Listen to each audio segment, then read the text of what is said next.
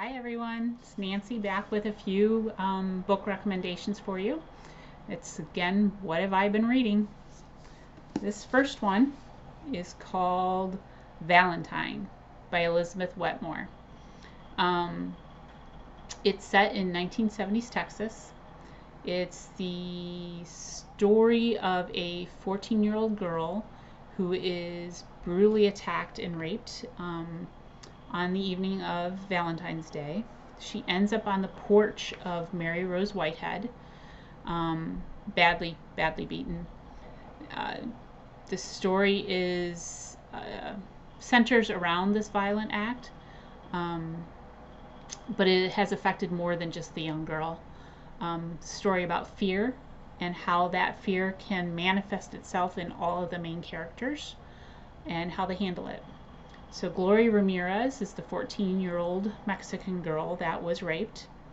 Mary Rose Whitehead is the mother who confronted the rapist as that young girl showed up on her porch. And her story with her daughter continues throughout this whole book and what that fear does to this mom. Corinne, who is Mary Rose's neighbor, is a new widow, and how she handles her fear is part of this story too. And we have one other character, Deborah Ann, who is a young girl whose mom left her family, who seeks out adult role models, and how she chooses to make her way in the world.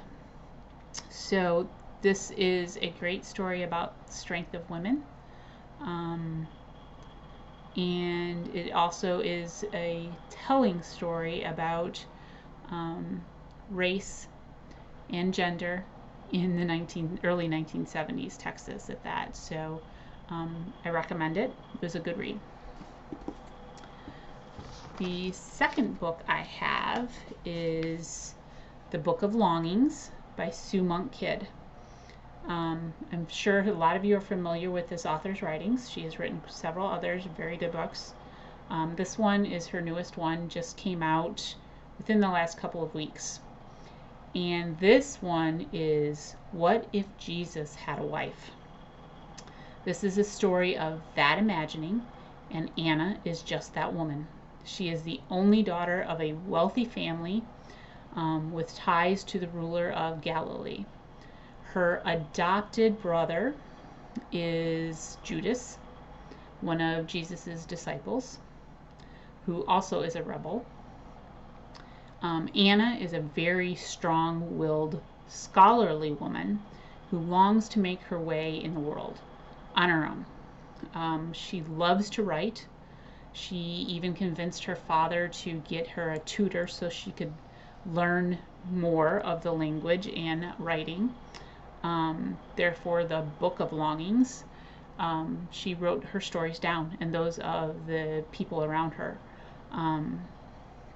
She loves to record the stories of women and their plight and their strength. She definitely was born in the wrong time for this type of behavior.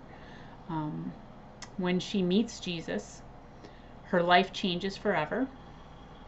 The life they share is full of love, loss, and longings or yearnings for something more for both of them. They know that they are both called to do something in the world more than what they are doing. The author intertwines Anna's story with stories from the Bible. Jesus is not a main character in here. This is totally about Anna and her life, and it's a very well written story, and it was difficult to put down, I'll be honest with you. It's a little bit longer, but it's good, and it's a very good read. So I recommend that one. And the last one that I have for you guys is was kind of one of those I thought, I'll try it. I need a palate cleanser. I've had two very heavy books. So I read, where's the camera? I read The Wife Stalker by Liv Constantine. Okay, all I have to say about this one is wow. This was a fabulous palate cleanser, as I like to say. Um, it's a book about the infidelity of a man named Leo.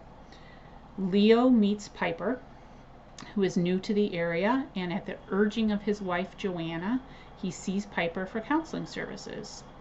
But this just raises a whole bunch of questions because Piper steals Leo from Joanna. And what is Piper hiding? Is Piper even her real name? Are the kids safe around her? Not really sure. It's all told in two voices, by the viewpoint of Piper and the viewpoint of Joanna. Leo leaves Joanna for Piper, and the rest of the story is wow. The ending came as a complete shock to me. It was so engaging that I read it in one day, and I think you'll enjoy it too. So that's all I have for you guys this time. As always, these are available through the Seneca Library on Overdrive, Libby, and Hoopla. I think I read Valentine on Hoopla, to be honest with you. So stay home, stay safe, and keep reading.